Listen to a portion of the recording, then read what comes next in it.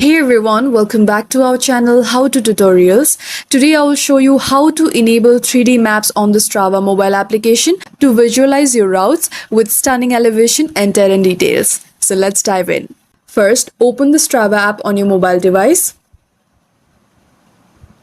Next, go to any screen that displays a map. Now look for the map layers icon, usually on the right side. Just below that, you will be able to find 3D option to enable 3D map layer. After tapping on it, you will be able to interact with the 3D map, pinch to zoom in and out, swipe to rotate and explore the terrain. And that's it. That's how you can enable 3D map on Strava. Enjoy exploring your activities with enhanced elevation and terrain visuals. If this tutorial helped you, please like, subscribe and hit the bell icon for more Strava tips and tricks. Thank you for watching and I'll see you in the next one.